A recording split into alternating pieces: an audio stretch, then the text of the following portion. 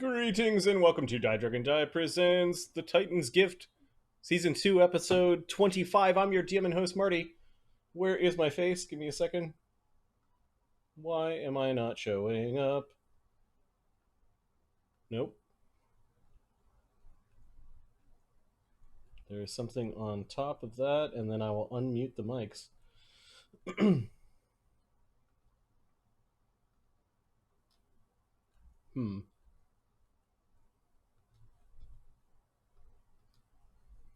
There we go. How is everyone doing? Not all at once. Your mics are now lukewarm. And they're hot. How's everyone doing? Hey. Howdy. So, it's good to be back. Yep. Welcome back. It's been a couple weeks for Matt, or sorry, for Max. Why don't we do the round table like we always do? How is everyone doing? And what have you been up to since last we saw each other? Good. Took the new wheels out for a spin this weekend. Went over to the Olympic Peninsula in search of. We're on a quest to find there's some legendary trees over there. Specifically, we're looking for the largest tree in the Olympic National Park. It is a grand fir. It's like over 100 feet tall, super old.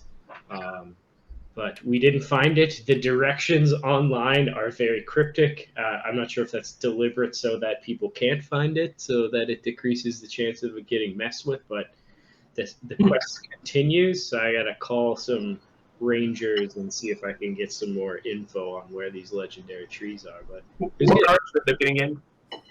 What's that? What car did you end up buying? We got a Mazda CX-5. Okay. So it's perfect for us. It's everything. Nice. It's small enough for the city, good ground clearance, and all-wheel drive for the forest back roads, a little trunk space to move stuff around. It looks cool. Got some cool technology. It felt so great to get out of the apartment, guys. Congrats, man. That's awesome. Oh my god, I feel so much What better. is this outside you speak of? It's amazing how much it helps the psyche to go outside into some nature for a while. So it was cool. Got caught in a big rainstorm on the way back. That was scary driving through the mountains with that, but tuned in a little bit to I think it was Grimstone Chronicles on the way home, enough to throw a boon at some gentlemen. So Nice. I forget what you got them. I think you got chest, wondrous chest. Something. You threw it at the Master of Puppets folks, right? It was just me and Mark playing. Saturday night, around midnight. The magic item was a quick runner shirt, which we had to rebuild because the 3-action system we're using doesn't quite, It makes it broken? It makes it you're spending an action to get a more limited action in return. So we had to change it from Swift to free, but anyways, it was a good exercise and it's a good item. I forget which party though. It's so much D&D in the last little while, like playing 3 times a week. So I think it's you, Ahmed, and that's why we take notes. Okay, well then it was the full Grimstone crew. Yeah, we were going through Mark's adventure where we fought literally a dragon, but we didn't realize it was going to be a dragon. It was a dragonborn that had the half dragon template, and we kind of marched into this temple and we kind of crunched, steamrolled the 2 encounters leading up to that encounter. So we're all full of piss and vinegar and a bit cocky. And then this thing starts swinging. Of course, it heard us coming, so it's got all spells blazing, and it's like 2 hits smoking party members, and so we actually had a dragon fight, but we didn't really kind of anticipate a dragon fight. It was pretty neat. We did win, but at a few times, the combat turned into Adam, Ahmed, and I kind of all chess piecing it out. It turns into a chess game. It's like, how do I not die here? Oh yeah, fun. Just out of curiosity, what sort of a physical location were you in for that fight? Was it an underground sort of worked stone kind of place where you fought this dragon? Yeah. Interesting, huh? It was a A place where one might keep prisoners, if you will. It was the lower part of a temple, so I guess it was the dungeon of the temple. Look at that, You look at win. that. Yep. You win. There we go. You finally won Dungeons and Dragons. It was a Yeah. path that we found, Matt. there is no dragons in horrible rooms. Okay, Aha. all right. Good stuff. Gene, what's new with you, man? You've got power. I just lost power, and it came back. Okay, that's always good. So because that still happens in fucking 2020. well, So I think especially in 2020 is when it's going to happen. yeah, this winter there was like a couple losses in this area specifically. I guess it's powered by a station that people like running into when there's like rain on the ground or snow or anything like that. Other than that, nothing special. Been chilling at home. I drove somewhere this weekend and I'm trying to figure out why. Oh no, it was last week. My wife had a meeting with an organization in Kirkland, so I drove all the way to my parents who live in Bothell. And it's been a long time since I've seen them, even though they live like 40 minutes away. They saw my puppy. He saw them. He was happy. They were happy. We're going to see them on the 4th now. Cool. Yeah. Beyond that, I don't know. Chilling at home.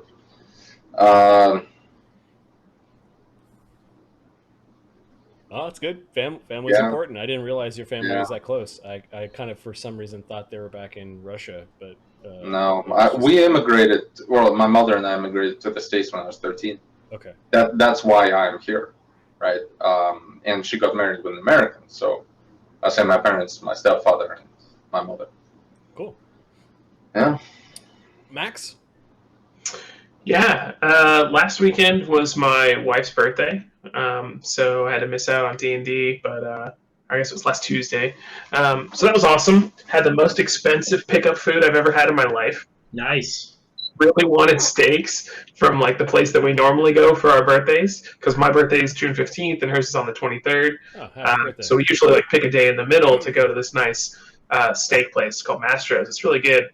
And she really wanted Mastro's for her birthday, but like all this COVID stuff, so I'm like, I guess I'm gonna go pick up steaks. Like, it actually turned out pretty well. It was really good, and I got a new microphone. I got a new arm and all that stuff. So I'm trying to level up my getting on streaming on Twitch game. Got a new webcam. Yeah, just trying to level up. That's pretty much it. Nothing super crazy. That's awesome. Were the steaks worth it? Thurgus died last week. Sorry, buddy. No, I watched that shit. You guys did great. How'd you like that Thurgus? I was so happy. Like right after I finished watching it, I shot out the email and I was like, dude, this is great. Like, you guys did awesome. I'm super happy. I love that people got into the voice. It was the best part. I love that Marty just like started attacking doors. Like, he has an adamantine greatsword. Like, you want me to go through that? It was fantastic. Yeah. Yeah. I was smiling the whole time. That's good. So we now know he attacks doors. That is canon. We don't need a rogue. Funny. Let me disarm that trap. I don't know what it is about just sitting in your apartment for months on end, but my memory's shit. Did we talk to you yet tonight, Matt, or not? Like, it's I don't that, think it's that so. goldfish. Right? Holy fuck. Yeah. Not too much going on. We're staying inside and eating food and doing a little bit of cooking. I got two cats, of course. I've got Jasper and Ayla. Yep. And Jasper occasionally runs in this big cat wheel thing we got. Well, last week, Ayla found the cat wheel and decided she is all about that. So she's in it right now, and just she stops by like 3 times a day and wants me to watch while she runs in it. It's nuts. Nice. Ayla's a sweetheart. Jasper's a little punk. Jasper's a big snuggly dude. If he warms up to you. Yeah. Ayla's a little more high strung, but boy, when she decides she likes you, it's delightful. Yep. She's full of purrs. Okay, what have I been up to? Gaming is, 3 times a week. Still, last time I left my apartment for something fun was February 28th. Starting to feel that a little bit. What else? I don't know. I've watched, I've had a hard time lately finding good movies. I don't know if I've just gone through so many decent ones that it now feels like I'm scraping the bottom of the barrel. Gotta just start watching the bad ones, Marty. Well, it's like the bad ones. I used to not do this. I used to force myself to watch them. Now, if it's bad, about 5 minutes in, I will stop the movie or fast forward it throughout the entire thing and go, okay, that's what they did. Yeah. But the last, I'm about 20 minutes into the Harley Quinn movie right now, and I'm like, I'm not too sure. I'm not sure. So, yeah, we'll reserve judgment on that one. Okay, why don't we do a quick recap of what happened last time? Also, a little bit of housekeeping. It looks like Wither spent 2 fortune points on the first 2 people in the screen. So I guess Matt and Luke get fortune points. Fortune point is a +2 to any d20 roll that you can spend for this night only, basically. Nice. I promised to use it for fun. Yep. Okay. What happened last game? Episode 24 of season 2 was called Racker's Alley. As a storm rages, the Jerks Emeritus confront the vampires who have holed up in the Toymaker's shop in Racker's Alley. They make a grisly discovery in the alley. Scores of dead bodies have been piled there, victims of the blood-availed plague. During the battle, the waterlogged corpses begin to rise as a new and horrifying phase of the disease is witnessed. The professor, using his occult powers, discovers a possible connection to an ancient cult. And I think after destroying the vampires, Mokrenom ate the discorporated vampire of the half-elven vampire, and he's got that stored in his stomach for keeping. You found that is true. You have absconded with all the vampiric coffins. You did some investigation and tried to figure out where they came from, and you suspect that the wood and the makers of the coffin have ties to a different pearl called Cliffside, which is one of the terminal endpoints of the compass rose that is the layout of the ether rail. So you could go there if via train under normal circumstances. They were called the Ashfords, I believe. Yes, things are coming back to me. All right. You then brought their coffins as well as this big silver urn, which you learned was one of the coffins of the half-elven vampire that is in Mokrenom. You brought all of your gear back to the Ironpine Residence, which is the name of Zephyrus's master's old place. And with all of the chatter over email over downtime activities, I decided to flesh out the layout of the Ironpine Residence. You guys have adventured here before. This is where you fought the Happy Snake, the Nagaji wizard that had come here and tried to take over the library that belonged to Zephyrus's master. It was in this study that you had the battle. The Ironpine Residence, the building is constructed of iron pine, so it's actually wood, but it's got the hardness of metal. This is a very, very defensible building. It has wide hallways and wide doorways to fit the Fant physiology, like really big doorknobs and like it's like you're, for those that are medium sized or even small, it's like you're in a giant toy house almost. Where a simple design, but it has enough room for all of you. You guys managed to, as the storm, it's not quite subsiding. I would say it's lessening. It's turned into just a really heavy downpour and a few grumbles of thunder in the heavens. not quite as vicious winds as before. It's just very wet. You ride back to the Ironpine Residence, and I think it's around noon because you had set out early in the morning towards Racker's Alley. Professor, do you just dismiss your scarage? I'll park it around the side of the house and continue to treat it as though it is, like a real coach, and it'll eventually disappear. It's probably getting. Actually, no, I would have had to recast it, so it'll probably hang out there for a while. Okay, so it's just hanging out front, basically.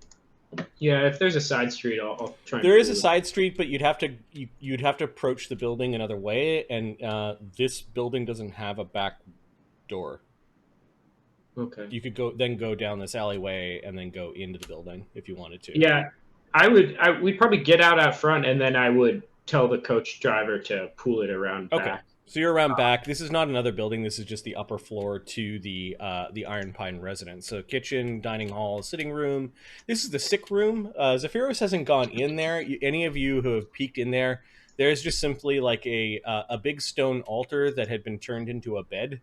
And for those that knew Zephyros during the early days of this year, know that that's where his master, that was his master's deathbed.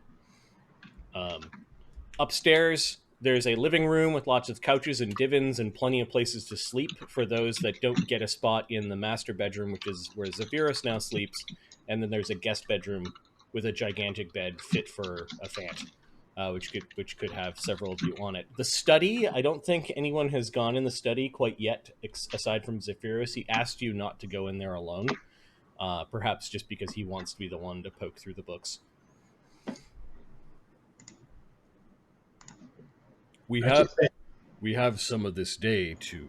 We have daylight left. What should we do? Says Zephyros as he puts down the coffins. We'll say that you guys have. Drag the coffins into the entry hall. There's some spells I've been meaning to copy out of one of the spell books we've picked up. Perhaps some of that, and perhaps some wand crafting, but that will take a bit of time, I believe. Okay, also on your tokens, can you erase the things that are not hours per level? I know that there are some spells running. We tend to keep track of those on the tokens themselves. Haste is gone, right? Yeah, that's a round per level.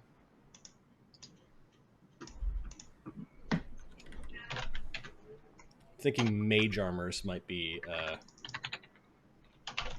somebody is trying to screw around with images, and that's causing errors on my end. Oh, sorry. I tried to...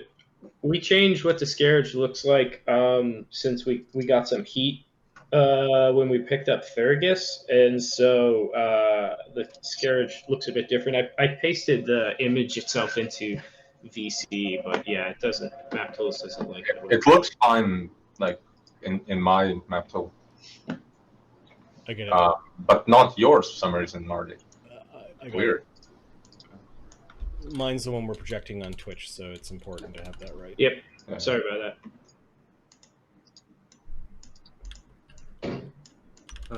Good Hope is Gone. Minutes per level. so like mage armor is probably the only thing still going. I have magic vestment up. So. Yeah. All right. That's pretty creepy and old-timey. Awesome. Since the heat was on for the scary carriage riding around town, but this is a totally different carriage. There's no way anyone would suspect these are related at all. I mean, judging by how like GTA works, yes, that's actually correct. Hey, Max, you just got a fortune point, by the way. Woot!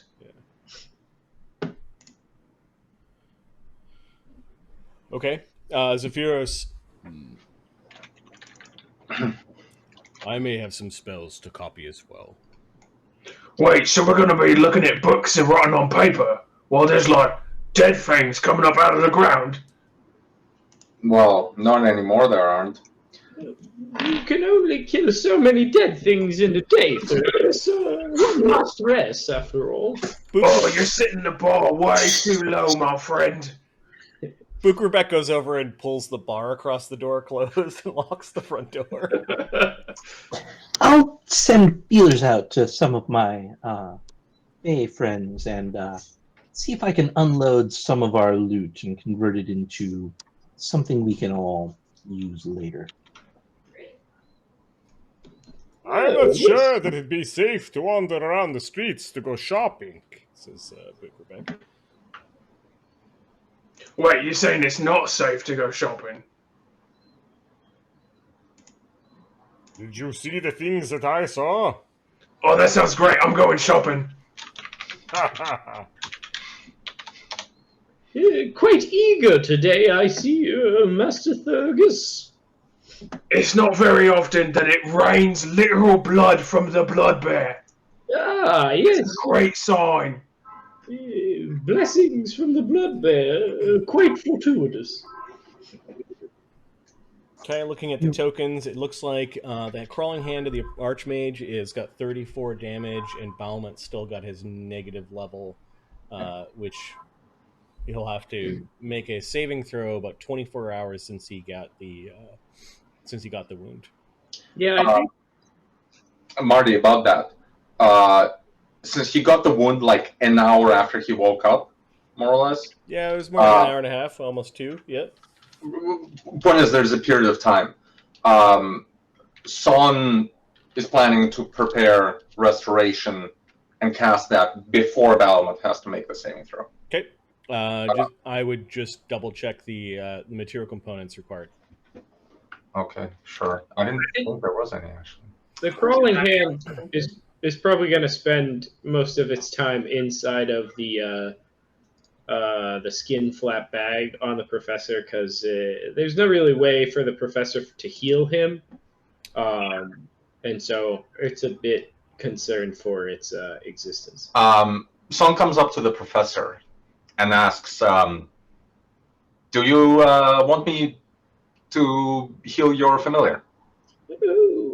Does healing work on an undead creature? It obeys a bit of peculiar rules. Only one way to find out. Well, it is a bit of a tricky thing. If some healing will hurt the creature, so you can understand I'm a bit hesitant. Perhaps we could think on this for a moment. Can I do some sort of knowledge check to religion. see? I don't know if we've already gone through this, though. I don't think so. Yeah, I don't think the crawling hand's really gotten hurt too much. Okay. Give me In fact, ever. Give me a knowledge. Religion. I'll assist. Alright. 1d20 plus 16 with an assist. Do you want Thurgus to roll that, or would he just know that as someone who's been channeling positive energy for a while?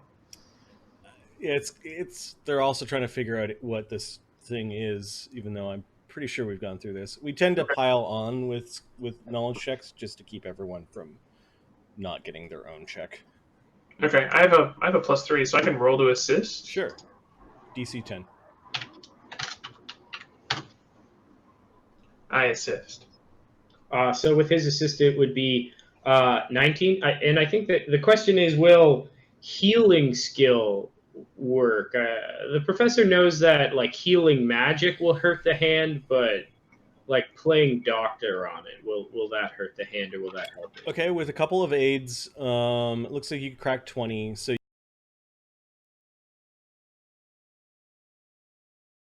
will heal on their own. Mm-hmm. Non-intelligent undead won't. You need negative energy to heal. So if you tried to heal this thing, like with a Cure Light Wounds, you'd actually hurt it. But the question was the healing skill. No. Yeah. Okay, that won't work. No, All right. It's a bony animated hand. There's nothing really to. In terms of negative energy, like inflict wounds would work, right? Yep.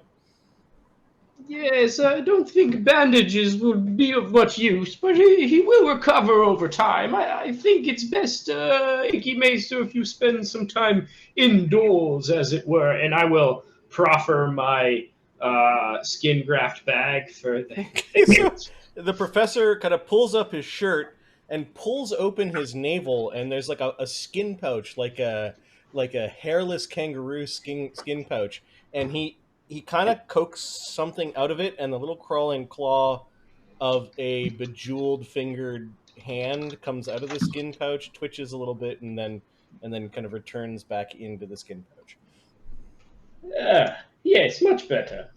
What the fuck is that? Oh,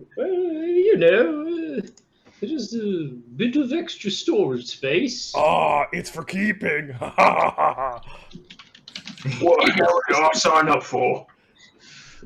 Don't worry, the crawling claw is our friend, even though he's kind of creepy, I guess.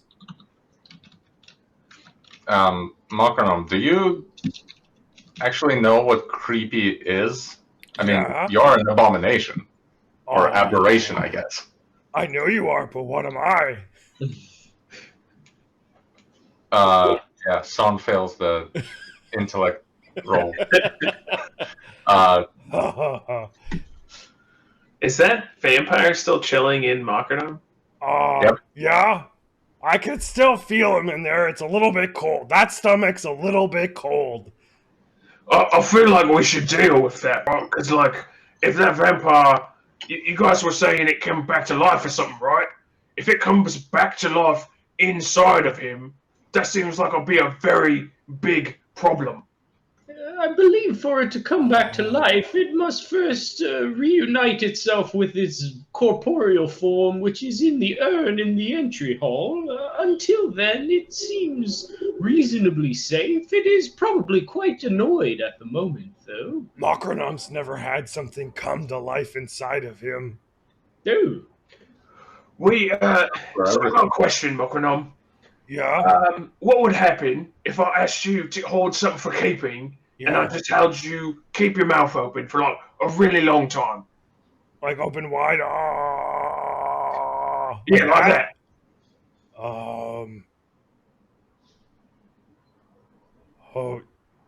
What do you mean what will happen? Okay, open up. And I stick my finger out and I cast create water. And I just create gallons of water. Wait a second, is it for keeping or for eating? It's for keeping. Put it with the cold spot. So you got the sense that you were pushing water into him, and before you answered the question, it was just end up coming back out of his mouth and on the ground. Okay. And now he's for keeping, you said, right? Yeah. Okay, so you can hear the water gurgling into Mokrenom. Just make sure this is going to the cold place. And I just like keep doing it. Oh, it's not how it works. I'm keeping it for you, Thurgus. All this nice water. However, if you stop, okay. How many gallons does your crate water create total? It is 2 gallons per level, so 16 gallons per 6 seconds. Okay, so you probably wasted at least 4, and then you turn it off kind of beforehand. So we'll say that he's storing 6 gallons of water for you. I'm going to add that to the top of Mokrenom's sheet that he's got for Thurgus. Thurgus, what if we did the same thing, but we blessed the water first? Mokrenom would effectively become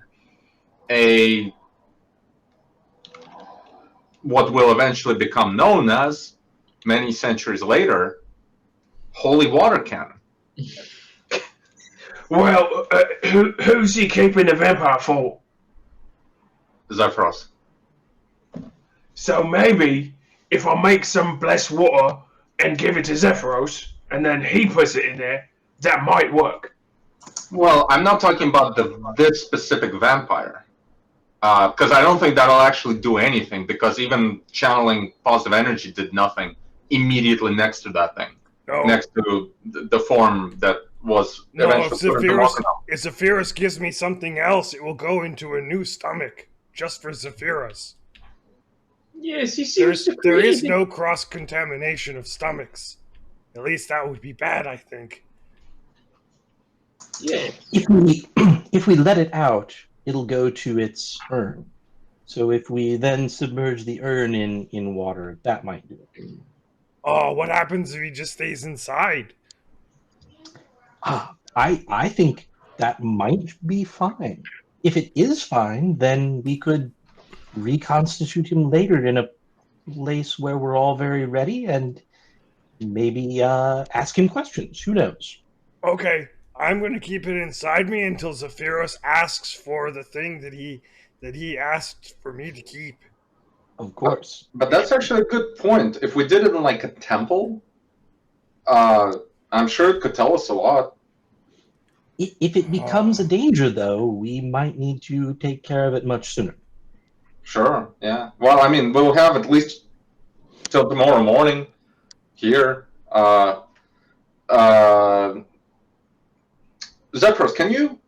Sorry, not Zephyros. Thurgus, can you bless some water in the meantime? And in fact, you know, someone leaves and comes back with the urn. It's like, you want to pour some water in there and bless it, just in case. That way we're prepared. If you have some silver powder, I could do it. It takes like, I don't know, 25 gold worth of silver powder, I think. How about silver coins? I mean, I'm very strong. I could grind it up. Is that how it works? There is I have no idea. yeah, Out of character, I have no idea. Zephyros says, there is a forge right next door. We could grind up silver there. Aren't you on poor terms with the gentleman who owns that forge? Yes. Well, not all of us are. Thurgus probably isn't. Thurgus is very likable. Yes, that is true. Someone makes a mental note to cast a charisma increasing spell on Thurgus before he goes anywhere. Yep. I have. I don't know if there's. We have that box of potions. I could take whatever the charisma one is. There are some things to identify as well that you guys get to when you get back to town or get back to the building. There is the Turk Necklace of Sustenance, which is there are a couple of items that are tainted with Bloodveil. The boots of striding and springing, the gloves of larceny, the ring of the vaulting monkey, and the pipes of haunting that should probably find their way to character sheets. Ooh, can I get the gloves of larceny? I have no objections. I put a note in there. I wouldn't mind putting the boots on Thurgus. He's a speed 20, and he's supposed to be in the front line, so I wouldn't mind basing things faster. If you guys don't object. That seems reasonable to me. Okay. I have one remove disease left for today. If something is infected, I'd like to cast it on that. And I have to. Boots or something. Okay. Yeah, I've moved the gloves of larceny to Professor sheet. I figure I should take the pipes because it's an instrument and I'm a bard. Okay. Yeah, I'll wait to put those on until we've had time to decontaminate this stuff. Yeah, someone use one remove disease on the gloves for the professor. Awesome. Do you need us to make caster level checks for that stuff, Marty? Mm-hmm. Okay. Plus caster. I'm gonna put the boots on Thurgus. You can update your speed. Okay. I'll roll mine. It's just D20 plus 8, correct? Yeah. Yeah, plus your caster level. Yeah. 18. Nice. It's 17 for you, 18 for me. Because we rolled at the same time. Oh, 17, sorry. Yeah.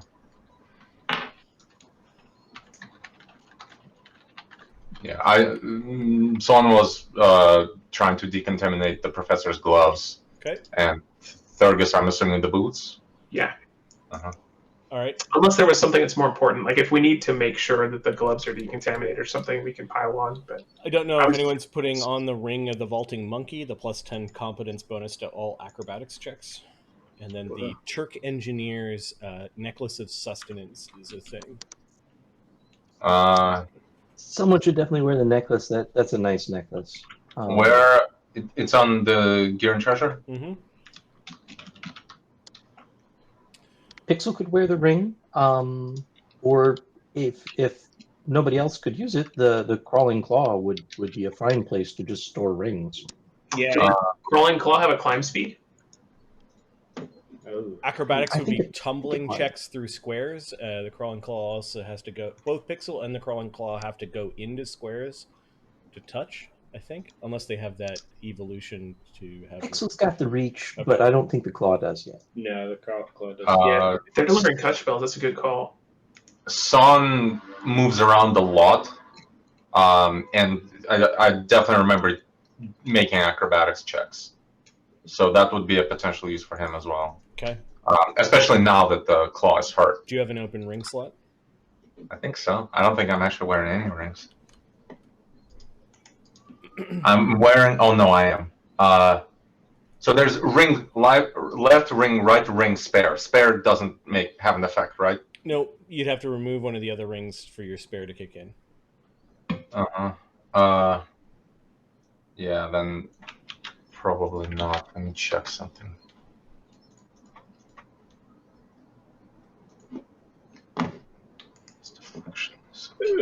Fine pair of gloves indeed. Yes, I'll say as I quick draw sleight of hand some wands and put them back away into my sleeves and stuff. Test them out. Thurgus just starts running up and down the stairs. Oh, I'm so fast! Oh, push me! Oh. Just runs. Isn't he still like way slower than He's at the rest of them? Right. So he's just average speed with everyone else. Right. It looks like Zephyrus and Henry are going to settle in for the rest of the day to start working on spells.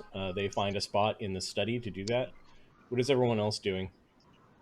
I'll conduct a little bit of commerce with Pixel out the window, sort of flitting between various fae in the neighborhood. And Are you using your power to basically have a fae reckoning or a meeting at the Ironpine Residence? I'm perfectly fine with doing that. Would anyone mind if I invited a lot of my friends over? I have no objections. They might be willing to buy some of our things. Are they actual friends though, or just Or acquaintances? All fae are friends. Yes. That's not true. I say with a fake smile. Right. There is Yeah, Saun misses the hint completely. Obviously. All friends to me. Zephyros points you towards the attic. He says that there is a hatch in the roof of the guest room that leads to the attic. If you can, Excellent. Yeah, if we're concerned about silver powder, I wouldn't mind going next door to the smith to try and get that. Otherwise, my downtime is pretty much spent questioning Zephyros. Like, he just kind of pokes him a lot and asks him what he eats and what type of, his workout regimen is and what kind of stuff. He's very curious as to how he got so big. And he's a little bit envious that there's a size large, like, frontline fighter, and he wants to know how to get big like Zephyros. he pushes past you, goes over to a bookshelf. He looks around and he leans down low and picks out this book, and he hands it to Thurgus. What's this? It's about a caterpillar and his hunger. It explains what inherited races are. Right, but is it like a lot of protein, or Do you know what protein is? is it like a lot of fibrous stuff? Is it fruit? Eating a lot of meat? Is that it? It probably helps. It's all in the book. Just read it. Yeah, he's Thurgus hates reading. If you don't mind, I have studies to attend to. Okay, but if I read this book, you'll tell me, right? If you read this book, we can have a conversation.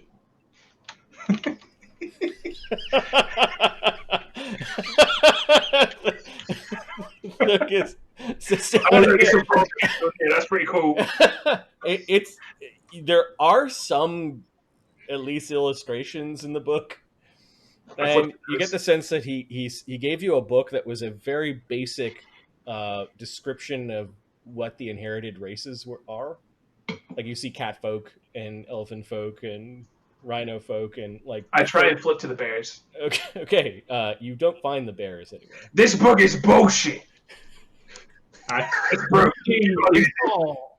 Reading is a quiet activity, Thurgus. Are there inherited like sheep people?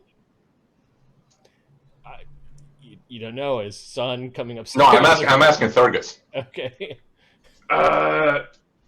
Is it like a big fluffy animal? It's on all fours, right? Does this book have like any color pictures? They're illustrations. They're not colored. No. Okay, I just look for something that looks woolly, and I just like flip through the pictures. Okay. Bison will work too. There are all sorts of bird people. Is it sheep? Is it a sheep, Marty? No. Okay. No, it's not a sheep. Yeah, Stone participates in this. Like, bedtime reading kindergarten type deal. Right? Like 2 kids in front, like flipping pictures. Okay. I feel like he would find it exciting. By the way, Saun lifted the Ring of the Vaulting Monk. Okay. And cast Remove Disease on it.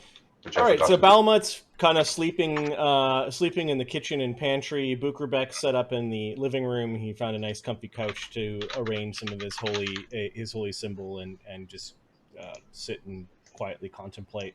Pharisee goes up into a dusty attic. The roofs in the slough, because you do get rain and there is somewhat of a winter season, is peaked. And you do find a big window that kind of gives you a view of the front of the street. Wonderful. You could definitely invite a bunch of Fae up here. I will send Pixel out to the Fae that I know that are in the area. We know there's some Griggs around. We know there's some at that artist residence. Yep. That should give us a few people to do commerce with. Maybe not like a full market, but yep. And whatever we can get rid of. What is the effective settlement level of a market are you summoning to the roof of the Ironpine Residence? Yes. It's let's see here. I've got the numbers. It's a settlement with a base value of 500 and a purchase limit of 2,500. You are effectively conjuring. I don't know how long it takes.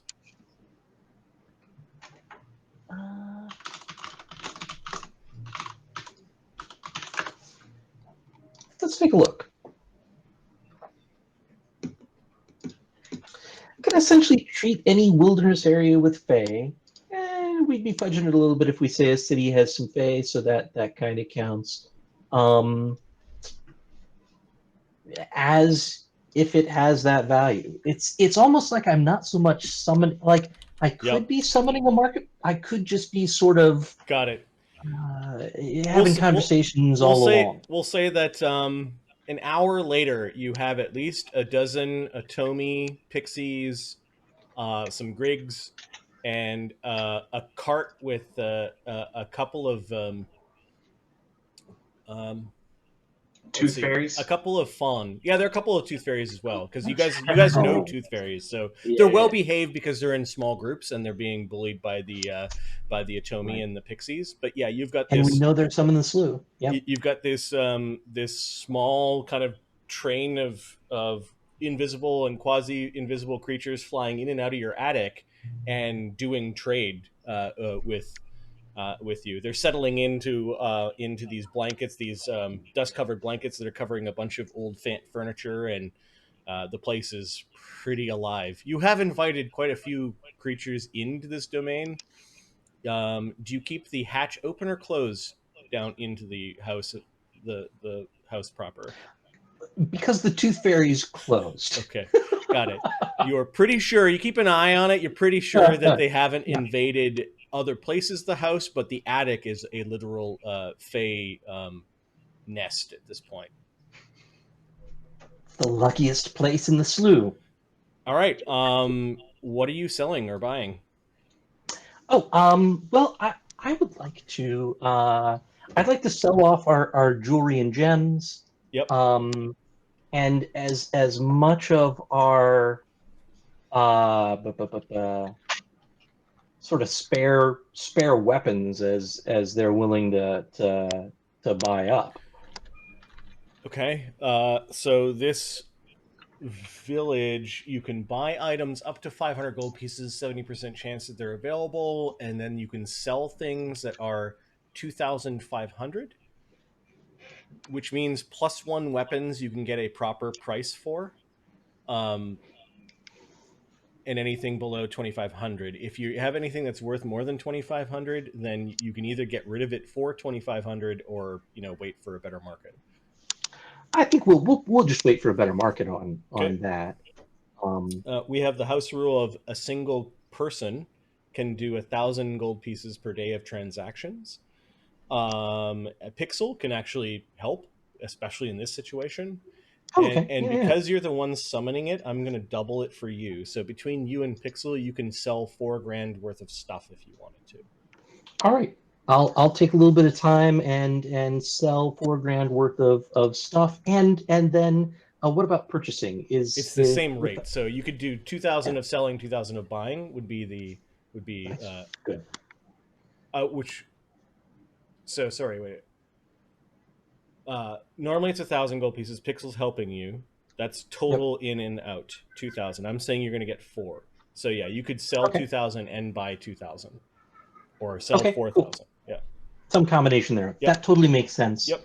I'll spend a little bit of time working that out, and essentially what I'm going to end up buying is is components for crafting. Got it.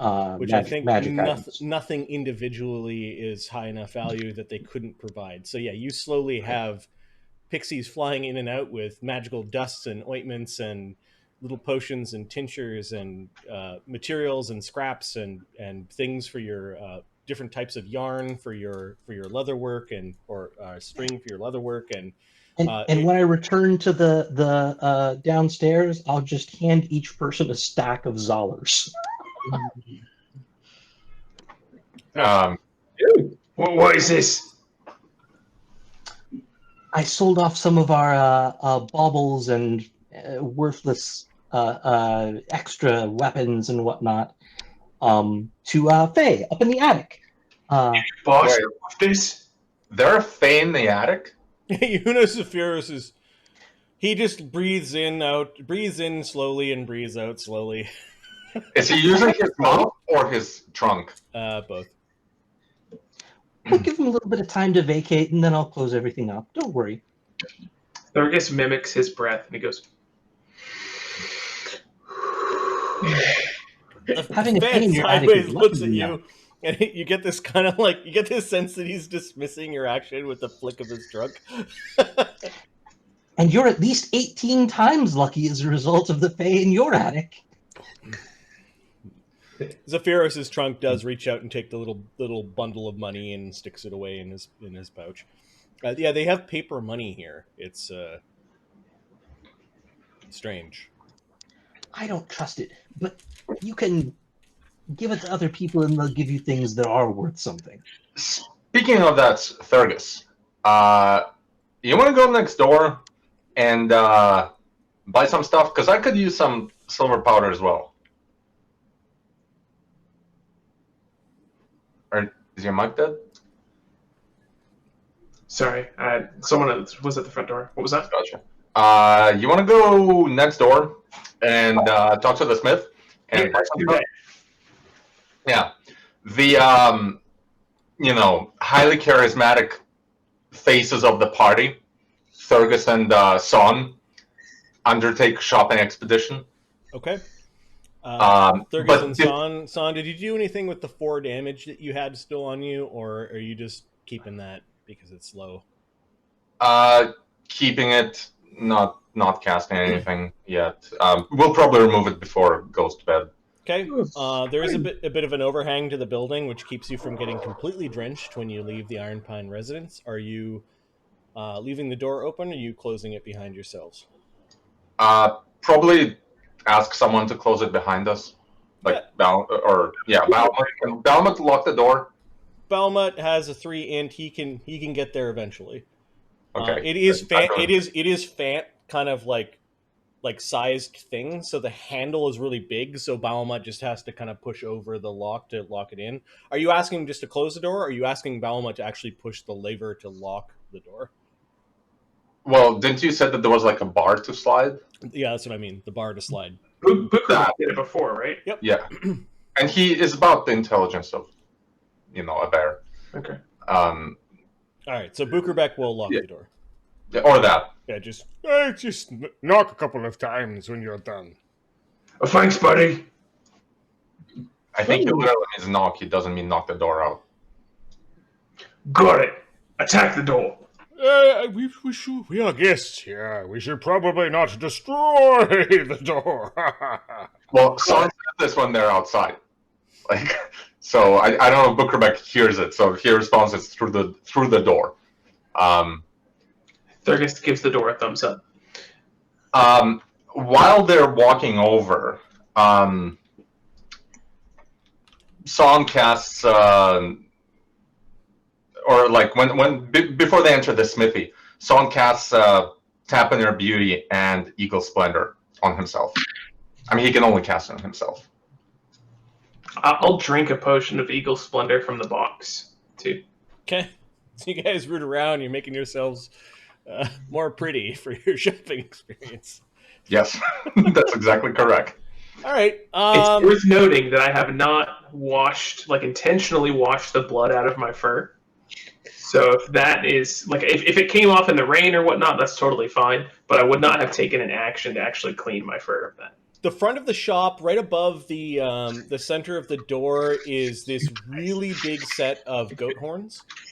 The goat horns are real, and they're like really, really curvy, and they're just they're sort of a sight to behold. They're at least 4 feet to either side. You don't know what kind of goat had those horns. Saun makes a point sheep are kind of like that. Got it. Skeletal dudes, curly horns. Yeah, and you can you probably don't know what scissors are. Forget about it. Next time we see them, I'll point it out. This building is really, really strange in its construction. It is all the walls that are gray. It is like it's made from gray wood. Like these kind of slats and posts of gray wood. You've touched it a few times, Thurgus, and the wood feels like it's like it could withstand a lot of punishment. Would I have seen this type of tree in the Beastlands or recognize it at all? I don't know. Knowledge nature. That's a no. Assist, or whatever. Well, yeah. So, Marty, restoration, there's a difference between dispelling temporary negative level and permanent negative level. What's the difference? right now, Bahamut's negative level is considered temporary. 24 hours later, he'll make a save to see whether it becomes permanent or it goes away. Gotcha. That's what I want to hear. So right now it's temporary. So if it's removed while it's temporary, there's no save. That's it. The status is gone. Correct. Okay, understood. And I think that costs 100 diamonds, 100 gold pieces of diamonds. That's yes. If you wait, you could gamble, but if he fails, then you require 1,000. It's 1,000, yeah. And I don't know if diamond. If you guys, we do keep track of diamonds separate from other spell components, so I don't know how much diamond resource your party has. No idea. But that's actually one of the things that someone wants to ask at the smithy. So I guess we enter the smithy. Well, you get to the front door of the smithy, and you can see something really gross, kind of just in front of the door to the smithy. Some of its ick is being washed away by the recent rain, but you do see that there is a dead rat. The rat looks like it's had its belly kind of eaten out from it. The rat corpse is also twitching. Without touching it. And then the ick from the rat corpse is going to the door and up through where there's like a dog or a cat door that leads into the smithy. Yep. Can I just create water and just try and push it away? The rat if body someone sees it, he tries to stop it. Okay, so you start pushing the water away and you kind of turn over the rat. The rat's missing internal organs, but it's still moving. Yeah, Saun wants to make like I guess maybe a survival check to see like what could have, are there metal cuts? Was it bitten? Was it clawed? Like Okay, what? so yeah, you guys are standing around. The thing is like twitching and kind of trying to worm towards you, and it's moving. Its mouth is open and kind of clicking like it's trying to bite you, but it's too messed up to really get up to attack you. So you're looking at it. Give me a heal check or a survival check or a knowledge nature. Survival. I'll make a survival, or I can assist the survival. Yep. I tap it with a +16. Okay, the two of you realize that this rat succumbed to the attacks of probably a really big cat. Like, I mean, like a house cat, like a barn cat or something like that. However, it shouldn't be alive still. Are we smart enough to correlate that with the blood veil? Yeah, you actually see little bumps on the creature, and the rat may have, before it died, had the blood veil. Well, that's great. It's affecting the animals too. Yeah. It didn't used to. At least in Bastera it didn't. At this point in time, you hear like someone knocked over a metal toolbox inside the shop. Like a big clang, and then a bunch of metal things scattering around the shop. I'll like knock on the door, but Is everything all right in there? Oh, I'm sorry, I can't hear you. Yeah, there's rain just pouring down. You thought you heard kind of a grumble. I think you said we could go inside. Saun kind of pushed him to the side, puts his hand against it. Door side.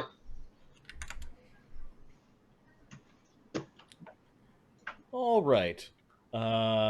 So the first thing that you see, we'll use that token.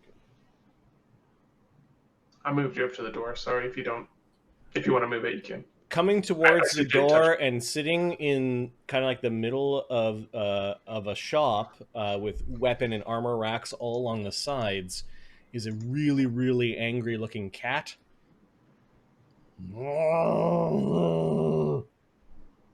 Does it look zombie?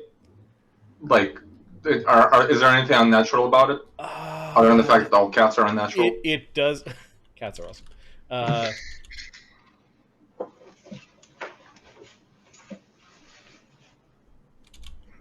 Desiccated cat butt.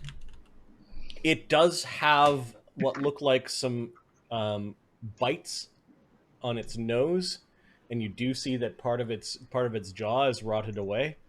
But it is definitely animate, and it is moving not sluggishly. Like, it's sitting there and it's growling at the door, and with the weird light that is coming through the cracks of the windows and the door, its eyes are somewhat glowing.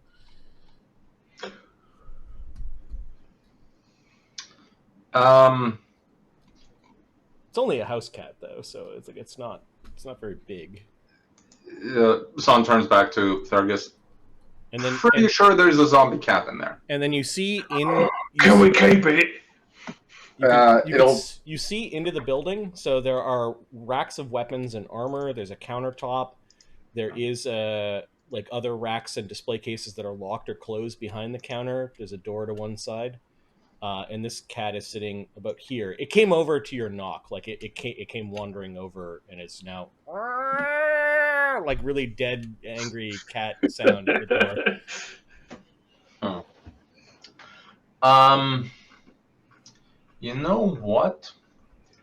And then you hear some distant sound of more tools, kind of falling. It seems kind of urgent. You think we should go in? Yes. 1 second. And Saun casts Hide Undead. And, touches Thurgus. And himself. Okay. Do you tell me what that is? I don't know. Well, I guess I explained like, don't attack zombies, and they shouldn't be able to see us. Got it. How long will that last, boys? I want him to see me. Okay, the thing hisses at the door, kind of spits, and you notice that the spittle that came out of the cat is kind of red. And then the cat looked over its shoulder and wandered out of view, like it's now hunting you. Right. Well, yeah, we don't know if it's zombie or not, but that's the assumption Saun made. So, after you. Oh, sweet. Is it locked? Yeah. Not anymore. All right. I knocked. I hear zombie noises. I'm worried about the shopkeeper. And if I have to pay to fix this dude's door, I totally will. But I have a sense of urgency, so I don't feel bad fucking this dude's door up. Are you gonna try to jam the adamantine sword into the door to pry it open? Or are you trying to bust the door open in one big swing? Or are you like attacking the door to turn it into splinters? Does it look like it has like a handle with a traditional key and like a deadbolt type of lock mechanism? It actually looks very similar to the door. Like, this is the same building as the Ironpine Residence, so the walls So it's on the probably door. a reinforced bar. Yep. So I would do what I could to kind of push the greatsword through any sort of slit or slat and just try and put weight on it. Okay. Kind of like, Qui-Gon Jinn, right? Like shove it in there and just kind of pull it down. See if Yeah, I this sounds like a strength check with a adamantine weapon as a tool.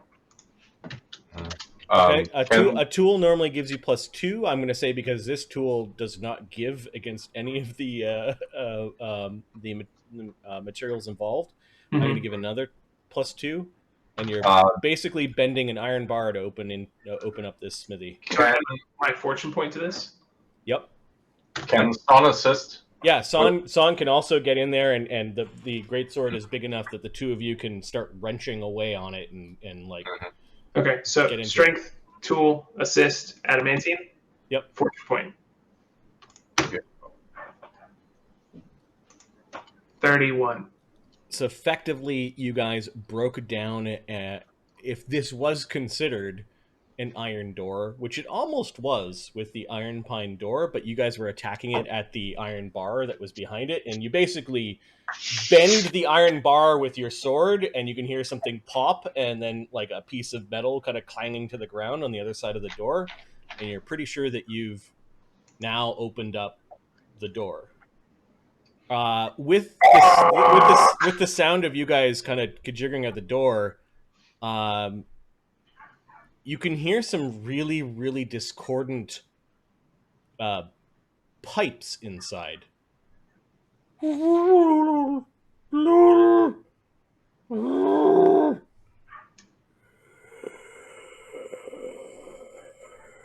then you can hear the clopping of hooves and a jingle of metal with the clopping of hooves. All right, well, Mr. Blacksmith dude, we need some powder. Are you okay? And I'll just move into the room and I'll just talk really loudly. You throw open the door. You can hear some clanging behind the door to the side, which, after looking throughout this room, doesn't look like there's a smithy in here. It might be next door. But you do hear something moving. Whatever was moving has paused around the other side. Do we see the cat? Oh, yeah, the cat's up on a counterplace and just hissing and spitting and being miserable. I point the sword at the cat and I look to Saun. I feel like we should put this thing out of its misery. Is that going to mess with your spell? It doesn't seem to be looking directly at you, though. It's like hissing and spitting at the door. I'll shut the door behind us. I don't want it to get out if there's like an infection problem. Yep. Like, and then if Saun doesn't object, you do see that there's a little lock to lock the cat door. Okay, I'll close that. Okay. Yeah, Saun does object. Saun basically said, "Hey, don't." All right. don't attack it. This will actually break. There is an AOO. It hops down and moves right past you, like it can't see you. And it's like clawing at the door now. Like instinctually, I go to just crush this cat, and then I look at Saun, and I'm like, all right, Okay. like it's taking everything not to just The door to the smithy, you guys realize as you guys are fucking around looking at the cat, kind of goes. Yeah, Saun like tries to drag Thurgus, and the Saun has like no chance of dragging him away. But Saun is like trying to kind of direct his attention toward the opening door. Yeah, it's fine. There is a creature that is part man, part goat. He is in shiny mithril armor. He has a bow clenched in his half-rotted hand. Tears of blood red pouring down his half-rotted face and great horns coming out from the top of his head. His knees are backwards, and he doesn't have feet, he has hooves. All of which look like he's been bleeding underneath all of his armor for some time.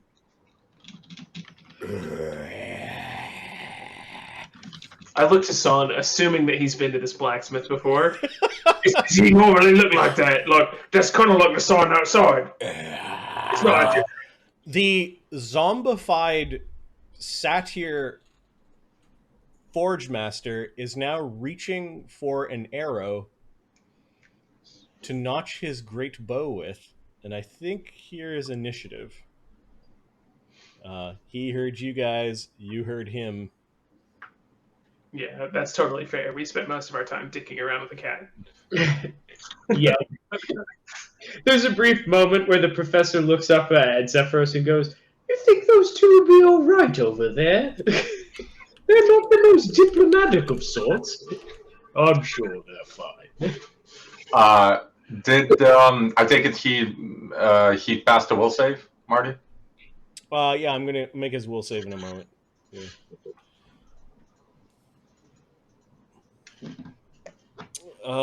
Goat horn. His initiative is +8.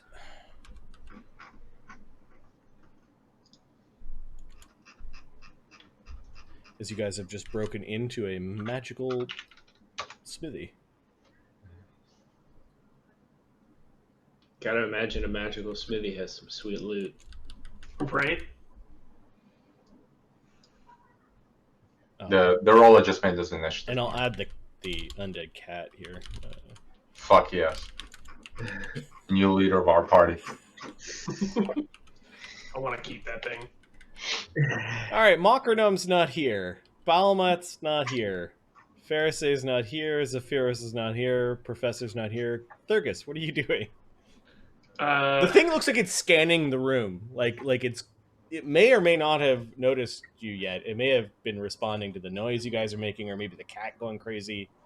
I'll make a quick look to Saun. Yep. Just like... Yeah.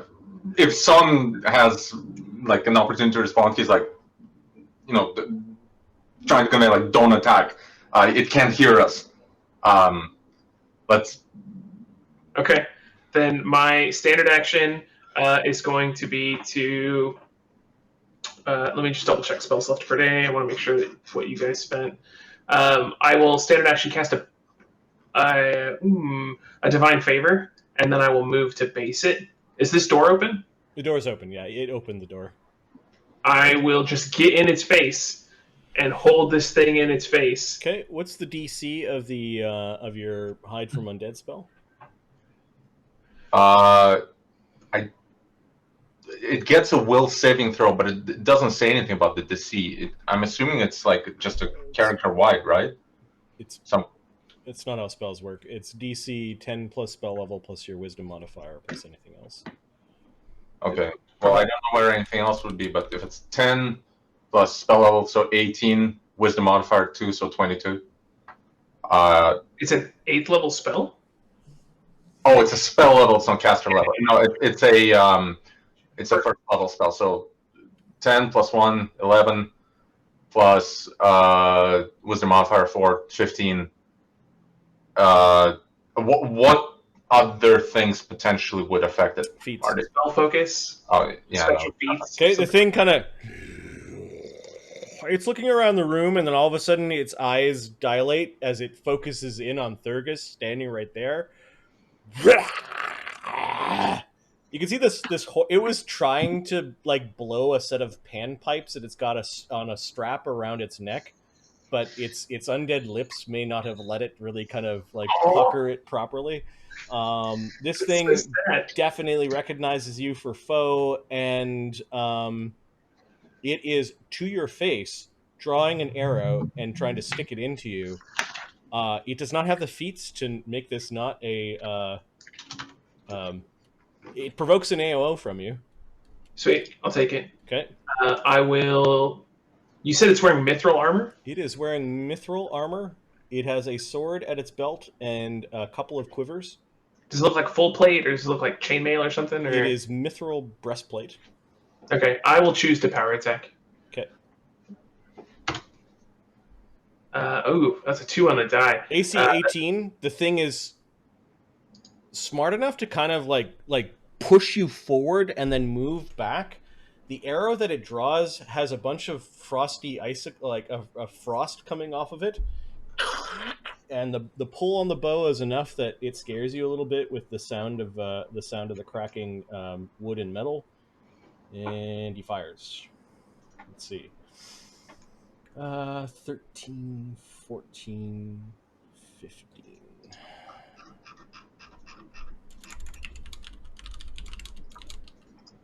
So rapid shot would be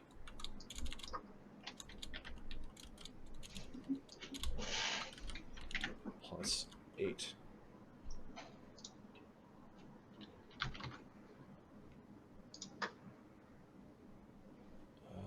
Magic. And then point blank shot. Alright. Do you have combat reflexes? I do. Okay, take another AOO on the second attack.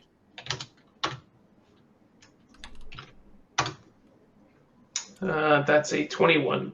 21 is a miss. 2 arrows go flying from the bow, AC 26 and AC 22. Both miss.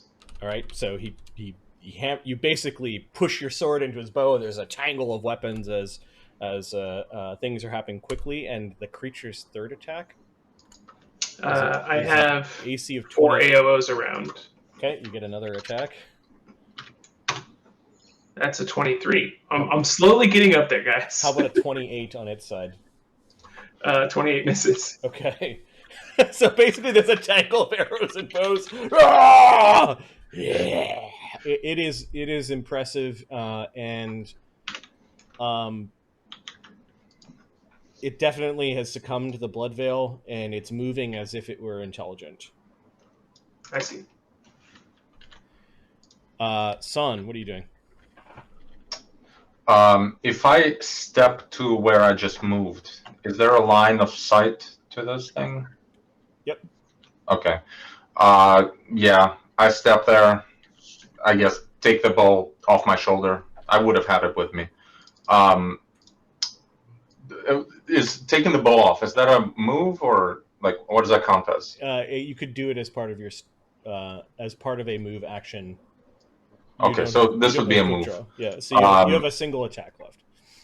Yeah. 1 second. The channel energy, that's a standard, right? Yeah, you could still do that too. Channel positive energy, intending to hurt undead. Nice. All right, so there's a 30-foot aura of greenish light that goes flying out from Saun and his holy symbol as he attacks the undead creatures. It looks like the zombie cat and the goat-horned horror are both going to make their will saves. Roll your damage. Remember that charisma's on. Yep. So you would get a +2 DC. Wouldn't tap in their beauty apply as well?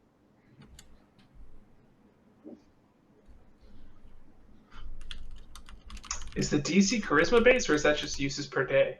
It's charisma based. Oh, cool. 10 plus half the cleric's level plus cleric's charisma. No, it's not an ability check or a charisma based check. So that A skill check. Oh, that's right. Okay, makes sense.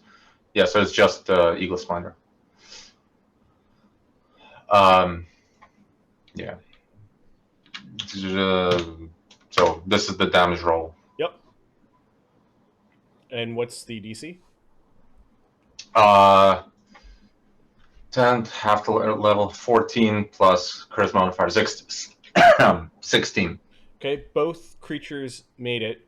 However, 16 damage causes the zombie cat to basically explode. Oh, my cat! The wave of energy buffets against the goat horn shopkeeper warrior, and he takes 8. It may have even got a higher roll than that because it does have some resistance. 8 damage. A bit of its skin blackens. Like you're gonna have to do that many times. Thurgus, this thing has the movements of a powerful warrior, and then it's also some sort of strange fey creature, and then now undead. Bukerbeck and the undead cat, which I will remove from initiative. Everyone who's who's got some quiet time, give me. Actually, I'm going to roll perception first. I'm going to set the DC. Okay, so you've got a closed window, so that's 4. And a fey party in the attic. Yeah. Yeah, you've got a distance of 80, 100 feet, basically, to the sound of... And then another closed door. Oh, shit. How loud is an undead cat explosion? This is all part of the cacophony of you guys yelling, casting spells, and, an exploding cat. Zombie cat. Like bad. I was actually hoping to hear, like, that measured in men. Yeah, and medium-sized kids. Yeah. Cats are pretty loud. Cat explosions, even more so. Oh, it's the silver urn. Nice. Yeah, man. All right, so through 2 closed doors, it's probably like DC 12, and then distance is 100 feet away, and so that's DC 22, and then the rain is another 4, so DC 26. Perception checks. Yeah, I mean, I can't make that one. Really? Yeah. All right, so Pharisee, you're like, that's not... You sent the Fae home, and you heard this wild cat sound and a flash of light when you were sitting at the bench and you saw out the window like a flash of light from the next building over, and you thought you heard some roaring and a flash of green light. You're muted. Did Thurgus and Saun go next door? Oh, what? They're not here anymore? Oh, yes, something about the smithy. I saw some flashes from over there and heard a few noises. Yeah, I heard it too. I think maybe we should go and check on them. Oh, you think? They're pretty young, strapping lads, and I'm going to go check on them. Studying to do. All right, Mokrenom just crawls up onto Zephyrus' shoulder just in case. We could get over there pretty quick if one of us has a dimension door. Oh, I was working on learning that right now, but I don't have any prepared. Do you? This is the same day you fought the vampires, so maybe not. Yeah. Balamut. Did Balamut hear things? His perception check would have been a little bit easier because he was in the kitchen, although through another doorway and still about 100 feet away. So no, he didn't hear anything that was going on. Is there an empathic link between you and Balamut? I don't believe so. I think the only special things are like a U spell would affect him as well. That's about as far as it goes. I think. Yeah, I think the empathic link's only familiars. Yeah, okay. This one is just basically a link allowing you to handle them better. Okay, so yeah, Balamut's just still having a nap. He's having a nap after filling his belly. He's got the negative level. He's feeling crappy. Pharisee, what are you doing? There is a window in this room. It is ajar. The two of you could fly out of it if you wanted. Yeah, we're gonna fly out the window and then over So that's 10. over towards the forge. Yeah. What's your movement? 40. Fly 40. So 30 and another 30, and yeah, you hear the sounds of combat, of a struggle. Pixel, go tell them. Go tell them it's serious. Actually, Pixel.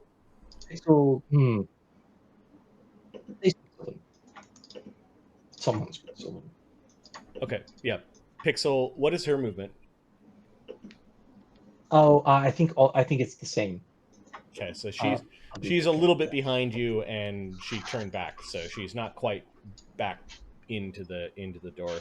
Zephyros is gonna at least stand up this round. He stretches and grabs his staff, and wonder if they're okay. Does he have a dimension door prepared, or did he use... I think he used it, Marty. I think we used it to get into like that area under the floor. In fact, he used his arcane focus to do it. Yep. Looks like he's got one prepared, but that would have been the one he used. Mm-hmm. You guys used another one to get out, right? Okay. Yeah. Well, we walked out. Well, we walked. Yeah. He arcane bonded something though. Yeah. Yeah, he's used at least one. So I think he's gonna slowly make his way out the hallway. Do you think it's serious? Should we have a look? Professor? I don't know. Well, I suppose if everyone is going, I should take a look as well. Can't have them all getting killed on me. I will swift action, spell recall, fly, cast it on myself. Okay. And can I start flying? Yeah, you can fly out the window. The window's a bit of a squeeze for you, so 15, that would be 30 feet, and you're out the window. And that was Another 30 feet. Yeah, I'm just checking spell recall. Do you speak Sylvan? Yes. There's fighting going on inside. Oh dear. Fighting? Tell the others. I believe they're on the way already. Bookerbeck, we may have trouble out here. I'll yell down to the door. Okay. Thurgus. Yeah, you got problems, Thurgus. Right. So I will spend my swift action to use Sacred Armor. I'm going to give my armor another +1 that stacks. I will also expend a round of Fervor. When you use Sacred Armor, you can use your Sacred Weapon as well. So I'll give my Sacred Weapon +2. And then I will take a full attack with my full red action. Okay. Blazelord just gave you a +2 on your next attack roll. Awesome. That puts this one at a 20. And then my iterative. This one was 13. That is not what I meant to do. I attack 11 times, take the better result. Yeah, right? Best result. Yeah, I'm not rolling great. Yeah, he basically just kind of like elbows your blade as it was coming in and kind of pins your whole attack between it himself and the doorway. Okay. He's definitely has got like the wherewithal to attack properly. This is not a slow, sluggish zombie that you saw in Wrecker's Alley. Totally fair. I'm just going nuts. Okay. Goathorn. He does see that you are trying to hit him when he fires his arrows, so instead he's going to headbutt you with his gruesome horns.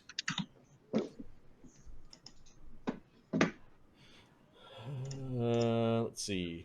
8, 13, 14. Hits AC 16. No. And then there's sort of a kick that comes out as a secondary. AC 11. No. Okay. He's making a weird laughing noise now. Saun. Well, at this point, the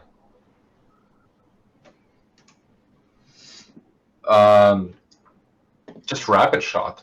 I don't know if there's anything really. Arrows flying over Thurgus' shoulder. You are in point blank shot. Yeah.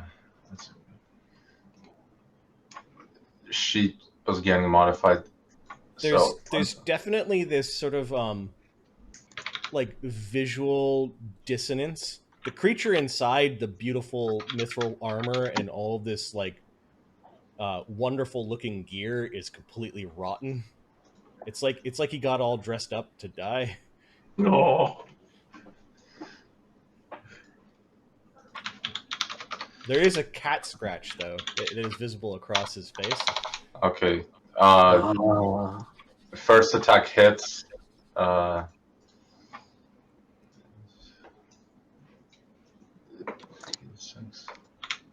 32 hits, right? I can hear it. 32. Between his thick skin, his magic armor, and a ring, his AC is 35. Okay. Then it misses. You see the arrow just kind of goes in, but it just didn't get through the creature's skin. Yeah. Well, so I declared the rapid shot. So basically, I have to fire the other two anyway, right? Yeah, you could roll 20s. Well, that's what I was thinking. Okay, I'll just roll 2. You almost there that time. Yeah, there we go. So yeah, neither one is at 20. And yeah, arrows exploding against his armor. Bukrabek hears what you're saying and will get up from his seated position, step over, and unlock the door. You hear the door unlocking. Is there a problem out there? There's a fight next door.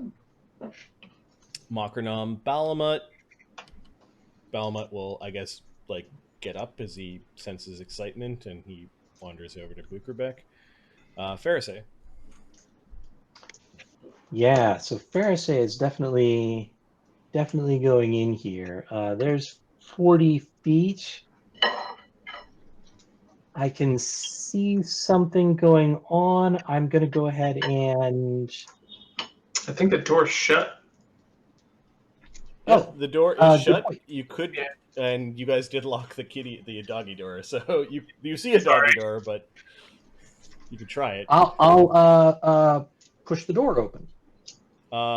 Yeah, the door is not locked, so you kind of push the door open. It hits something, and it's kind of slick. And you kind of like, as you're opening the door, sort of push the zombie cat corpse. And all right. There's a bit of filth that angles. All right, that's a move in action. Plus a little bit of that. Plus the dead rat. There's the still moving zombie rat outside. The crippled zombie rat. It's pretty gross. All right. Yeah, Thurgus and Saun look like they're not quite panicking, but they look like they're not quipping at each other. They look like very concerned. Yeah. Zephyros is moving. Moving through the Fant household with the Fant-sized hallways, and he is coming. Professor. Any day now. I will quick draw a grease wand and become wand. I will swift action use a round of my invisibility field to turn invisible, and then I will move once for 60 and then move again into the shop, sort of scoping things out. Hold on, I gotta see where I want to end up here so that I'm in range for things. Let's say the professor scopes it out. If I end up somewhere like here, as you fly through, this is Goathorn. Goathorn has seen better days. Yeah, he has. And I can see him where if I ended up here, right? Yeah, you could target him. You can. Let me just double check. Eyes, big floofer.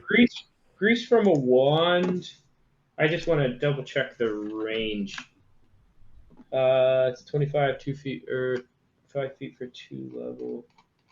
The wand is caster level 1, so I'd have to be 25 feet to be in range of that, huh? So I'll end up somewhere flying above the countertop here, I think. Okay, Thurgus. Sorry, there's fireworks going on. My dog's freaking the hell out. That's all right. I will spend a point of fervor Yep. to swift action my last bark skin. So up my AC by 2. And then I will continue my attacks. I'm going to choose to no longer power attack. Your bear fur thickens. Super strong bear skin. Yep. Okay, so it's 1, 2, plus what am I at now? No power attack. Plus 20 on the first one. That's 31. Yep. Hey, but I rolled an 11, so I'm getting there. Yep. He rolled away from the attack. And that's a 21. Yeah, 2 more whiffs. You know we're playing the D20 system, not the D12 system, right? I know, right? Okay. Wouldn't it be great if I could, roll some dice? All right. At least I'm tanking. This thing must have intelligence because it's getting annoyed with you. It takes a step back and is going to do a full round attack with its bow. It is not going to deadly aim.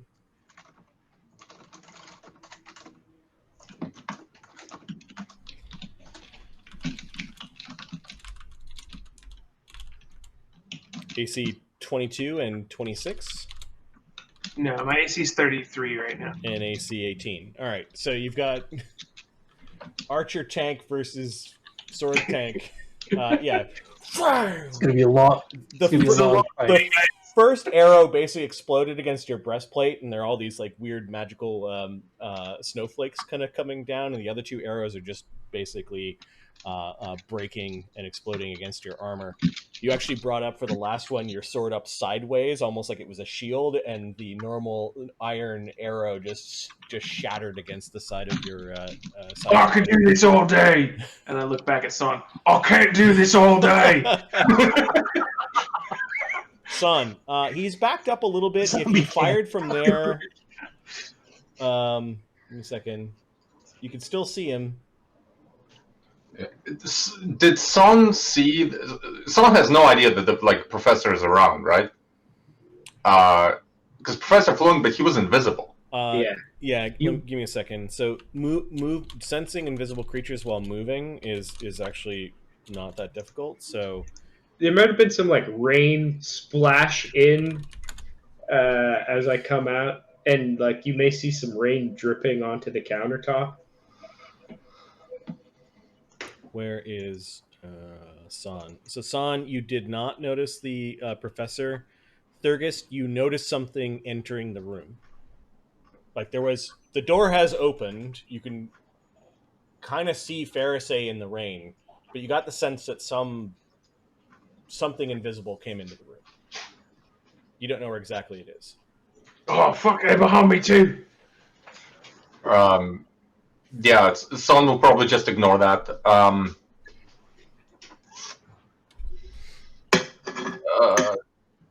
This is my touch. Okay. Yeah. Saun really has no choice. I guess he'd step here. Yep. 5-foot step just to have a line of sight. Yeah, you can see that there's a forge. The forge fires have gone low. This big triangle thing has a giant bellows, and there's some workbenches and some staunching pools or quenching pools. It does look like a well-stocked and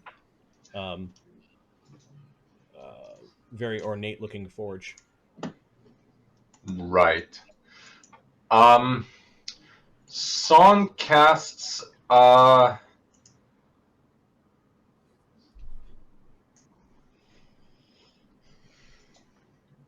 Saun casts rope weave. and creates a trip line between Thurgus and the zombie.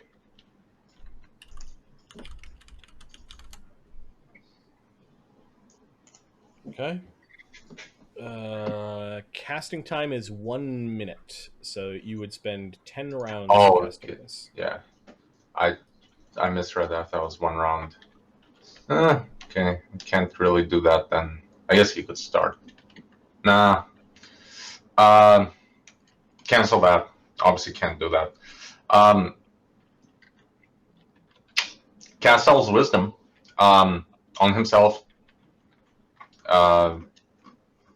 From it's one of his prepared ranger spells. Okay, so you cast Owl's Wisdom, and you step. I think unless you're changing what you have in your hand, I think your turn is done. That's it. Yeah. Bukerbeck's opening up the door and is now trundling out. Mokrenom is on. That was good. Is on Zephyrus's back. Balamut is also. He sees where Pharisee is and is going to start moving in that direction. You can hear Balamut coming. You're now within shouting range of Balamut, so you can issue commands to him if you want. Pharisee. I'll sort of shoulder my way here, and I can see Thurgus and Saun at this point. Yeah. Yep. There's something about the cat's collar that you really don't like, Pharisee. The cat's collar has all sorts of like anti-fey like sigils on it, and it's got like it's made out of cold iron. It's got a little cold iron cat tag on it. I'll give a glare while I whip out my pipes. Yep. And start up Bard Song. Okay. Taking a quick break from the Bard Song to cast Good Hope as well. Wow. Is there an area of effect with this? Good Hope is everybody within no two more than 30 feet apart. I'm going to hit just me, Saun, and Thurgus. Yep. And of course, everyone gets the Bard Song. Okay. Cool. Do you not hit Balamut? Too far away. Balamut's too far away. No, he isn't. Just 20 feet. He's too far away from us. Gotcha. No Gotcha. two creatures in the area can be 30 feet away, so 30 is 50 Gotcha. feet away. Zephyros is... Okay, that was Pharisee, adding to the noise a little bit. Zephyros is moving down the stairs. That's 40 to here. Don't start without me. Yeah, the tuba music. I'm almost glad that Neil's not here for this. Every time we go to his master's house, he's gone. He can always watch the episodes. He's gonna want to land a hit on this guy. Yeah. He's been there before. Yeah, he hates this guy. Professor. Okay. I am going to 5 foot steps, so this guy is 25 feet away from This me. creature got annoyed at the piping. Like it got visibly annoyed. I do have a constant protect from undead effect, Okay. but he could probably see through that. He's more that you can play your instrument and he can't. Oh yeah, yeah. His lips are rough. I'm glad he can hear it. I'm going to use magic combat so I can use a wand and cast a spell this turn. I'm also going to continue with the invisibility field. I'm going to spend a swift action to increase the DC of all spells cast this turn by me. The first one I'm going to do is I'm going to use a charge from my grease wand to grease his bow. Grease the bow. Oh, you guys are being masters. Okay, all right. What's the DC of this greasing? So my int mod is +9, and we use that because it's the professor using a wand. Plus another 1 for increasing the DCs of all the spells I cast this turn. So 10 plus, is it 10? It'll be 21. So because Grease is a first level spell. Yeah. So 11 plus your 10. So 21. Okay. That's a badass Grease. That's mean. That is super mean. And it got a 22 on its save. Okay, that's all right. I was kind of hoping so I could use this next one. And then the spell I'm going to cast is I will silently cast Pilfering Hand, and I will do an abrupt... First you appear, because you forced a creature to make a reflex. No, with invisibility field, it's greater invisibility. Never mind. All right. I'm going to do an abrupt maneuver to try and disarm him. Use your caster level as your CMB and add your int mod in place of your strength. Yeah, so my caster level is 8, my int mod's 9, so that is 17. 17. Okay. And I don't know if it helps that it's greased up. I'm hoping that because it's greasy, it's harder for him to hold on to. I'll let you add a +2 to that. The circumstances are in your favor. His CMD is 30. He's just using his raw undead satyr strength to hold the bow in place, and you're trying to make it fling from his hands. Yeah. With a violent telekinetic maneuver. Yeah. So, do you have a fortune point? Oh yeah, I do want to use my fortune point for this. Okay, this is another the big +2. So that puts me at +19. 19.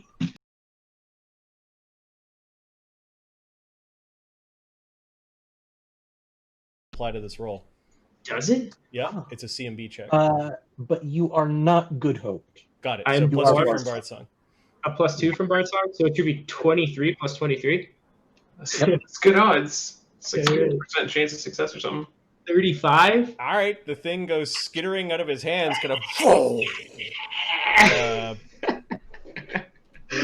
want to give me a D9 just to see what square it lands in? Yeah, D9.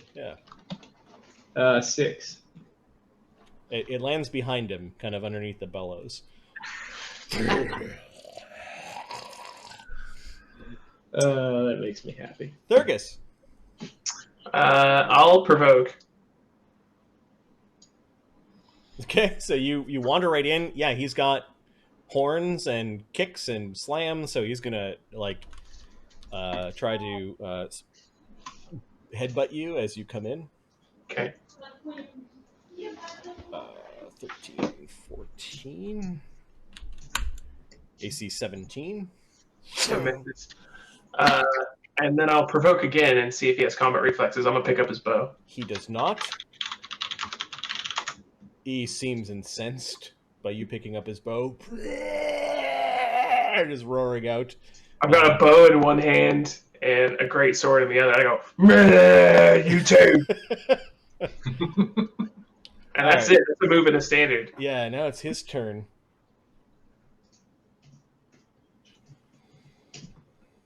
Okay, he is going to draw his longsword, revealing a blade that has been lovingly sharpened, magicked, and is made from cold iron. Oh, come on! And he's going to strike at you with it.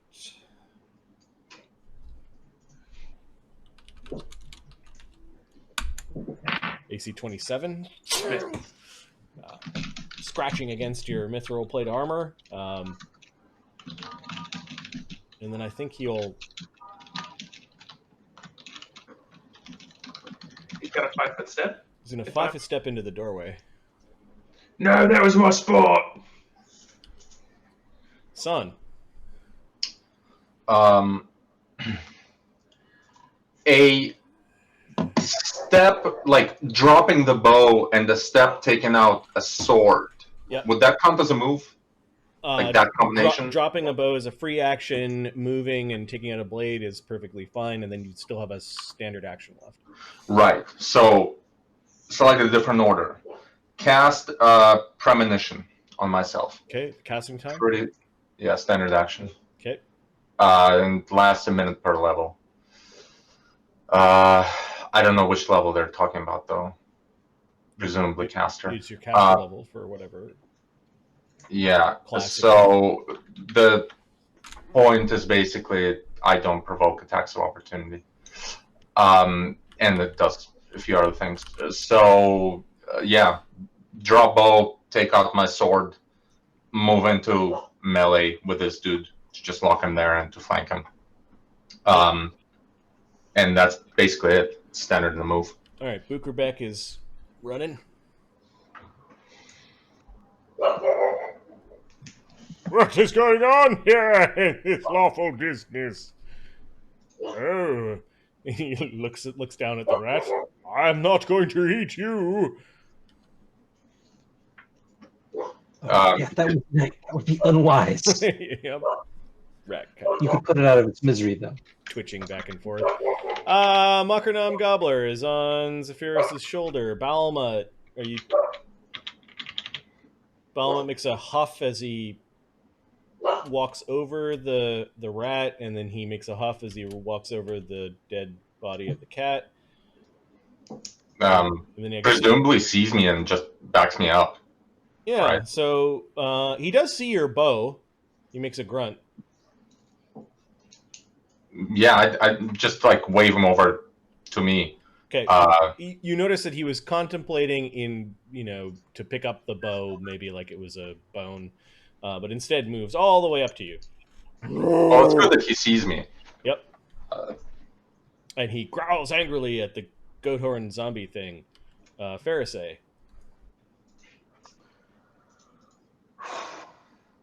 What do we do this time? I'm going to move in a little bit more.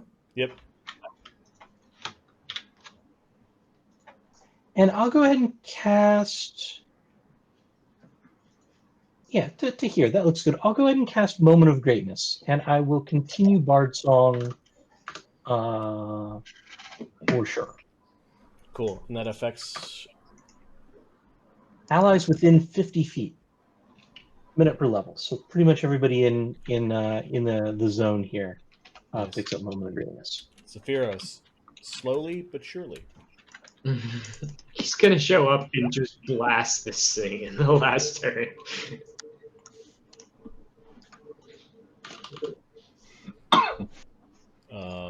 Professor. The professor will, as a move action, quickstow the grease wand and move back a little bit, but still maintain line of sight on this guy. I will spend another point to keep the invisibility field running, which puts me at 5 today. I'm also going to spend a arcane point to increase DCs of spells I cast this turn, put me at 16 today. The first spell I'm going to do is Armor Lock. So I'm getting a weird beep from somebody. I don't know if that's. I think we're talking on VC to each other, and you're hearing that. Yeah, it's a VC beep coming through from VC chat. I wonder if we can silence that. I'll bet we can. I'll point my finger at this armored foe, causing all joints of the target's armor to stiffen as otherworldly chains wrap around it. If it fails its save, it becomes staggered. Yeah. Targeted in light or medium armor becomes entangled. Interesting. It is considered light or medium armor, but it still needs to make a save. So the save on that, 19 plus 2 for spell levels, 21 plus 1 for the DC increase is 22. I don't think Bard Song or Good Hope or any of that helps. So nope. The otherworldly chains come and try to wrap around Goathorn, and he manages to just bust out of them. He got a 24 on his save.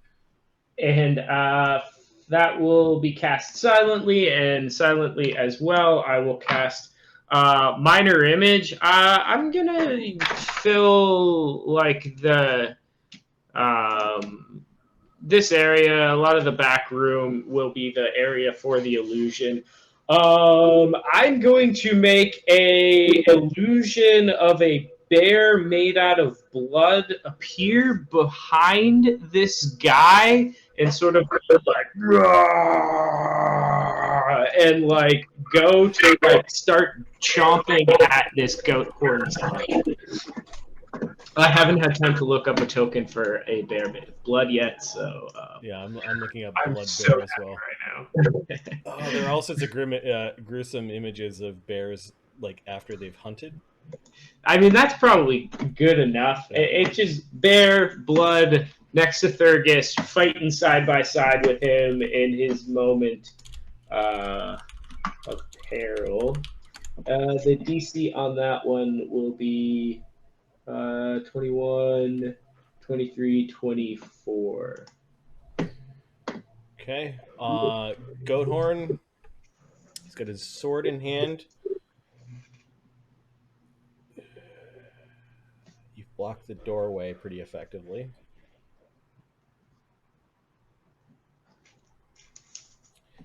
He is going to incur an AOO as he's moving around. I'm gonna. Would you let me take a trip as an AOO if I don't have improved trip? No. Oh, we have the rule of AOOs can't. You can't use an attack that provokes an AOO with an AOO. Understood. Yeah. Then I'm just gonna make an attack roll. Okay. 35. AC 35 hits him. Yay! Finally, is that our first hit on this guy? Yes, it is. Nice. Yeah, 32. I guess doesn't hit. Nope. Did flanking count? You guys weren't flanking yet. Does it need to be like completely opposite to flank? Yep. Gotcha. Yeah, corner. Yeah, this corner. is not Pathfinder Kingmaker where just being in melee counts as flanking. It is so twinky. Well, I mean, so does like pillars, for example. Yeah. It's usually a little more kind of. It's easier on larger creatures. Mm-hmm. Yeah. Okay, how much damage? 28 points of damage. And what kind of damage? This is currently a +3 adamantine greatsword. Okay, so I think it's +4 to get through cold iron. 3 is cold iron silver. 4 is adamantine. 5 is alignment. Oh, so you're getting through cold iron. Correct. You're also getting through his DR 10 magic and slashing. So it has no DR against your attack, Thurgus. You do 28 points of damage. Yeah, you open up a wound along its side.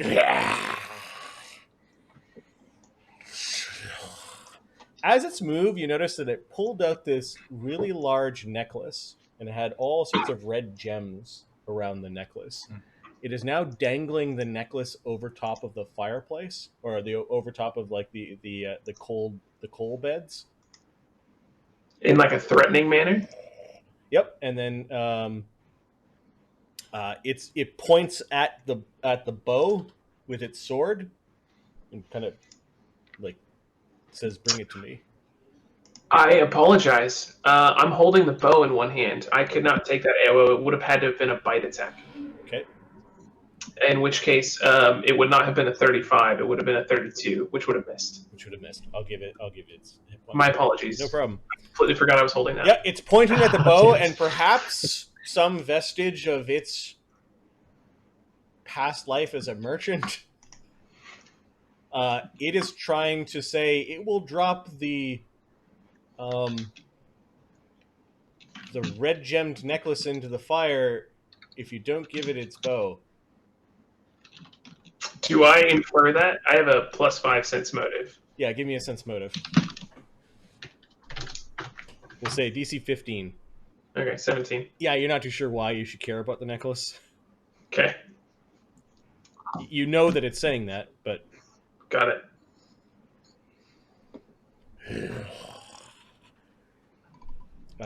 Saun? Hmm. Well, since we can't flank it, the bow is like right behind Balamut, right? The bow is in Thurgus's hand. No, my bow. Your bow was dropped in whatever square you were in. It's If right you want behind. his bow, you could take it from me. I don't want to fucking touch it. Yeah, move, pick up the bow. Just pick up. Is that a standard? Yeah, it's a move action. So you move and move. Now, Okay. you have a bow in one hand and your sword in the other. Yeah. Well, I mean, I guess at this point I drop the sword. Yeah. The idea was basically just to prevent them from Okay. going this way. Bukerbeck made a quick symbol to the hand of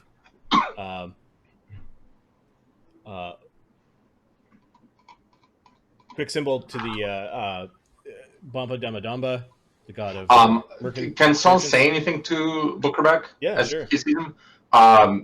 Son points to the goat, and he's like,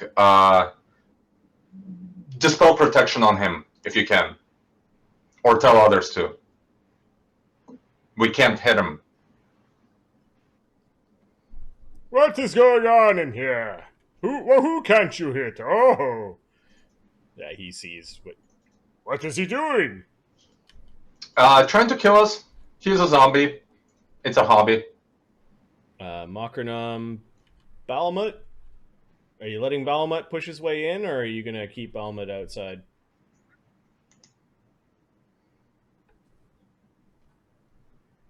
Keep him where he is. Okay. I'm gently stroking his tail. Okay. You know. Okay, Balamut's going to take a radiant action. He's going to bite or claw something that comes through that isn't Thurgus. Balamut's also reacting to the big bloody bear that showed up. He's making noises of challenge.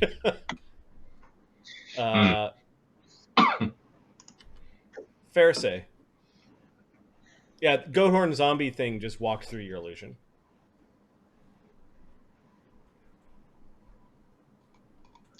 Yeah, it doesn't care about it. I did come find a token for the blood bear and threw it in So BC. disrespectful.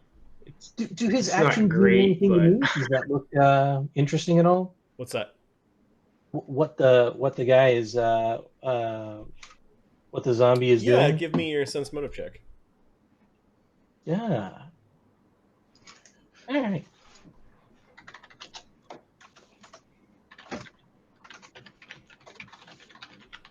$21. Yeah, he's threatening you somehow. Like this is a threat, or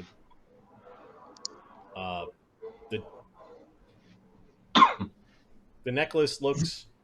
Is it worth a lot? Does it look expensive? Yeah, give me an appraise.